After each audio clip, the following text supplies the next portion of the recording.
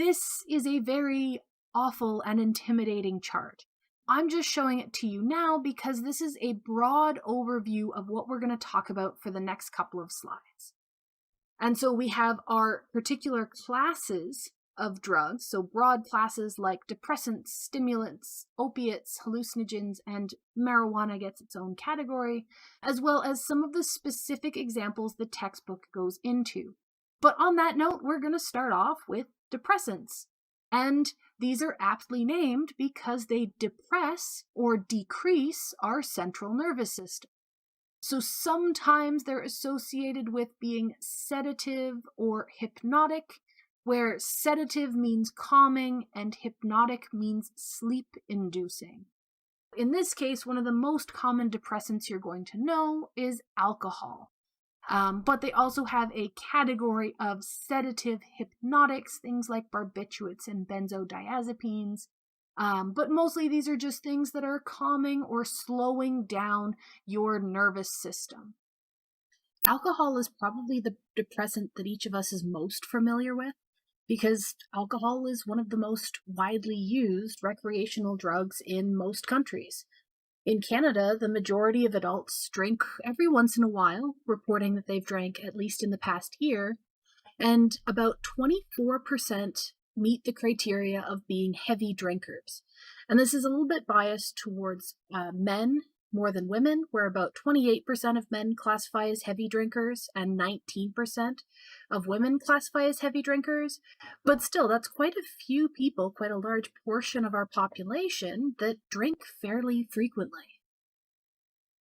This is especially concerning when we start thinking about alcohol withdrawal, and it's actually one of the very few types of withdrawal that can be fatal, which starts to make sense as we start talking about how alcohol actually affects our bodies. So we've already seen in the textbook that alcohol increases GABA activity, and GABA is a major inhibitory neurotransmitter activity in our brains. But alcohol also decreases glutamate activity, and glutamate is an excitatory neurotransmitter. So by increasing the function of an inhibitory neurotransmitter and decreasing the function of an excitatory neurotransmitter, alcohol is decreasing our brain activity in two very important ways. So a lot of alcohol causes dramatic drops in brain activity. But that kind of make you think, if alcohol is a depressant and it's reducing this brain activity, why do a lot of people end up feeling livelier and more energetic when they drink? And that's mostly because alcohol consumption seems to affect us in two stages. So at first, when you're having sort of small doses or when you've just started drinking, people report feelings of relaxation, elevated mood, lowered inhibitions, and you start seeing some impairment of judgment. And this is happening because our cerebral cortex is the part of the brain that slows down first. And the cerebral cortex houses a lot of our inhibitory control centers. So as those areas slow down, as they function less, we become less inhibited. That's why a lot of people, when they start drinking, are going to exhibit short-sighted behavior. It's that lowered inhibitions. So you start seeing them behave a little bit more riskily, things like drinking and driving or having unprotected sex. In higher doses, other parts of the brain start to slow down as well. And that's when we start seeing those more depressing effects, where we're seeing reduced activity. So at first, we're seeing an increase in activity, mostly just because we've reduced our inhibitions. But as we get into higher doses, as we've consumed more alcohol, more parts of our brain start slowing down, more areas have reduced activity, and we start seeing more of those depressant type effects. And so in those lower doses, we're looking at blood alcohol content levels of 0.05 to 0.10.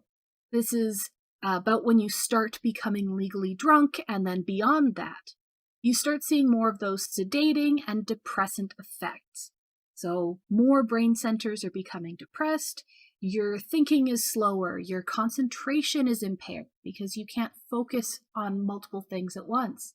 walking becomes difficult and your muscular coordination becomes poor. It's hard for your brain to control all of those activities all at once because your brain's not operating at full capacity. Now, I mentioned blood alcohol content, or sometimes you'll see it as blood alcohol level, very briefly. And that's just a measure of how much alcohol is in your system. And that degree of intoxication, or how much alcohol we have in our system, can differ depending on a lot of factors. We can have things like tolerance, where someone who's been drinking fairly heavily for a long time, those compensatory responses within their body make it so that one or two drinks doesn't really affect them that much. People with larger body mass, then it's less alcohol per volume of body, so it's less intense. The concentration is lower. But even our sex, whether you're male or female, can affect your absorption of alcohol. So women tend to absorb alcohol faster than men, which leads them to have a higher blood alcohol content when you control for everything else. So this graph here from the textbook is looking at number of drinks that an individual has had. So sort of a standardized 1 shot, 2, 3, 4, 5, and then their blood alcohol level or concentration. And we can look at sort of the blue line and the yellow line. So the top one here and the second one down are for a woman and a man of the same weight or the same body mass. And the woman's blood alcohol level is higher than the equivalent weighted man at all levels. So it's just showing us that women are absorbing more alcohol more quickly, so it's entering into their bloodstream and affecting them more quickly. And lots of studies have looked at this. This is sort of a simplified view to show us that if we hold weight constant, we start seeing differences between the sexes, but people have looked at this from lots of different angles. The rest of our depressants that we're going to talk about fall under the category of sedatives and hypnotics. And these are often used to treat acute anxiety and insomnia. And a lot of these are going to act in a very similar way to the way alcohol does because they increase the activity of GABA. So they're increasing the activity of an inhibitory neurotransmitter. One of the biggest problems with sedatives and hypnotics is that people build up extreme tolerances to lots of these substances. And in order to achieve the same effect as when they started taking it, they have to take really large amounts. So if someone was taking sleeping pills, after a couple of months of being very reliant on these sleeping pills, they may have to take, a dozen, 2 dozen, up to 50 different sleeping pills to try and get that same effect. So they build up a very quick tolerance to these things. And a lot of them don't realize that they're dependent on the substances until they try and stop. And this is another one where, just like with alcohol, it can be harmful to go through withdrawal for these other types of depressants. So if you stop all at once, it can be detrimental to your health. So a lot of people will have to ease off them. So gradually wean yourself off of these drugs in order to not suffer those severe consequences. And if you take very high doses of these sedatives and hypnotics, you get more extreme effects of those depressant effects. So if it's too intense, it could lead to unconsciousness or even coma or death because your brain activity can be depressed or decreased so much that it becomes detrimental to your survival. And because these are operating in a very similar way to alcohol, using these drugs while drinking can increase the risk of overdose because they're both increasing the activity of GABA, which can lead to unconsciousness, coma, and death. So stimulants are going to rev up or stimulate and increase our central nervous system. So they're the opposite of the depressants. So things like nicotine, cocaine, and amphetamines are all going to increase activity within our central nervous systems. This increase in central nervous system can lead to an increase in blood pressure, respiration, heart rate, even overall alertness, which might be appealing for some people, especially that alertness. A lot of people choose to use stimulants because they can boost mood. Sometimes they even produce euphoria, that really, really good feeling. But they also have their downsides and can increase things like irritability and, extreme cases of high blood pressure or increased respiration and heart rate can also be detrimental to your health. Probably the most commonly used stimulant would be nicotine, what you can find in cigarettes. And nicotine tends to activate receptors that are sensitive to acetylcholine, another neurotransmitter. People who use nicotine regularly say that it helps them feel stimulated or relaxed and alert. And interestingly, nicotine has what's called an adjustive value, where it seems to enhance positive emotional reactions and minimize negative emotional reactions. So it boosts the positive and mitigates the negative, which makes it fairly appealing for a lot of people. So some of these effects are part of what makes nicotine so appealing and so addictive for people who are using it. For stimulants that pack a little bit more kick, we can talk about cocaine. And cocaine is the most powerful of the natural stimulants. It has pain-blocking properties that once made it widely used for local anesthetic for people undergoing eye, nose, or throat surgery. And we still use to this day a derivation or a synthetic version of cocaine called Novocaine, and they use it for dentistry anesthetics, so it's still commonly used today. But cocaine blocks the reuptake of norepinephrine and dopamine, which basically means that it leaves those two neurotransmitters active in the synaptic space or attached to those postsynaptic receptors. So by not reuptaking, by not collecting those neurotransmitters from the gaps between our synapses, they're going to continually produce signals. They're continually going to be affecting the postsynaptic neuron.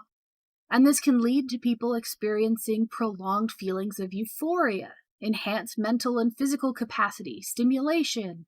They experience a decrease in hunger, indifference to pain, and an overall sense of well-being while not feeling tired. So all of these things make it seem pretty great. And all of these stimulating effects led to its use in health tonics in the past. As you've probably heard, Coca-Cola was originally made by mixing cocaine and a bunch of other flavors to produce a beverage. But considering the fact that cocaine is illegal, I'm sure you can imagine that there are tons of negative side effects as well, which usually comes along with messing with those neurotransmitters. So if you overuse with cocaine, you end up with fever or vomiting, convulsions, hallucinations, or even delusions. And there are massive crashes after the cocaine wears off. So after a cocaine high, people can start having severe depressive crashes. So they feel awful because they're no longer feeling good from the drug. So lots of negative side effects associated with this one. For our next broad category, we have opiates. And opiates are sometimes called narcotics, and these are a major problem in terms of drug addiction. And that's because they relieve pain and help people sleep. So an absence of pain is a very psychologically appealing process for a lot of people. But if we think about how tolerance and withdrawal works, if you're on opiates for a long time and then stop, those compensatory responses would actually cause you to experience more pain than normal when you stop, which is why there is a major problem with opiate addiction. And a couple of the common ones would be heroin and morphine and codeine. Some of these which are widely used in hospitals. For a long time, heroin has been one of the most commonly used opiates, But in recent years, we've seen a rise in things like oxycodone and fentanyl. All three of them tend to produce senses of euphoria, that really, really good feeling, that intense feeling of goodness, and again, providing pain relief, both of which tend to be fairly appealing. Because they're affecting the activity of dopamine, again, another neurotransmitter associated with feeling good, and also tending to stimulate areas that are activated by endorphins.